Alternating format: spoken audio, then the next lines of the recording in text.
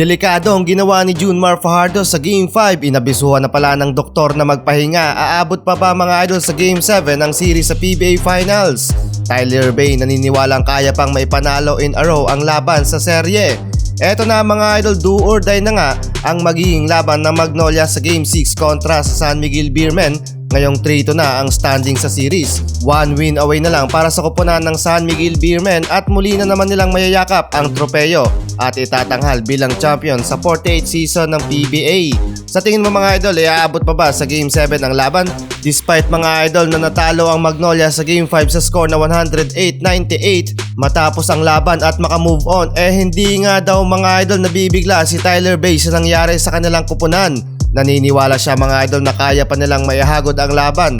2-0 nga daw sila sa opening and second game ng series pero naibawi pa nila at nakuha ang game 3 and 4 para may tabla ang serye.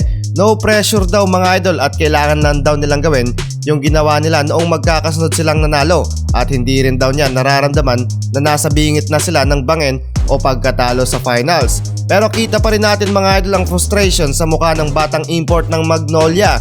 Nasayang kasi mga idol ang kanyang buhat kung saan kumana siya ng 34 points, 8 rebounds, 3 steal while shooting 11 of 22 from the field. Samantalang off night si Mark Baroka kung saan kumana lang siya ng 4 points while shooting 2 of 7 from the field with 7 rebounds. Para sa SMB naman mga idol, parang sinapian si Jericho Cruz ni Stephen Curry. Bumawi mga idol sa Game 5 na ipanalo ng kanyang 30 points, 8 rebounds, 4 assists while shooting 11 of 22 from the field at impressive mga idol ang kanyang tira beyond the arc with 8 of 14 3-pointer.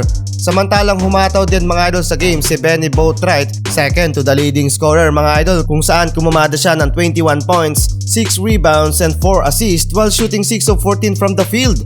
Impressive achievement naman mga idol para kay Marcelo Lassiter during Game 5 mga idol ay nakompleto niya ang 500 steals sa kanyang career. At ngayon nga mga idol ay parte na siya ng franchise history as the 6th player to reach this milestone.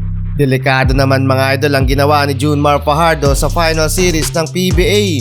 Wala sana sa laro si JMF sa Game 5 matapos abisuhan ng doktor na magpahinga. Noong Game 4 kung saan natalo sila sa score na 88-80 ay nakaramdam na nga ito mga idol ng pananakit at paghigpit sa kaliwa niyang binte. Kaya payo ng doktor sa kanya kailangan daw muna niyang magpahinga. Pero wala sa kukote ni JMF ang matalo at magsayang ng oras dahil crucial game din ito para sa SMB. Kung sakaling walang JMF ang SMB sa Game 5 malamang natalo sila mga idol. Sa kabila ng pananakit at paghihigpit ng muscle ni Fajardo sa binte at abiso ng doktor na huwag sana munang maglaro ay kumana pa rin siya mga idol sa Game 5 ng double-double with 18 points, impressive 15 rebounds while shooting 4 of 8 from the field. Ayon kay Fajardo na gusto talaga niyang maglaro sa Game 5 dahil sayang nga naman ang opportunity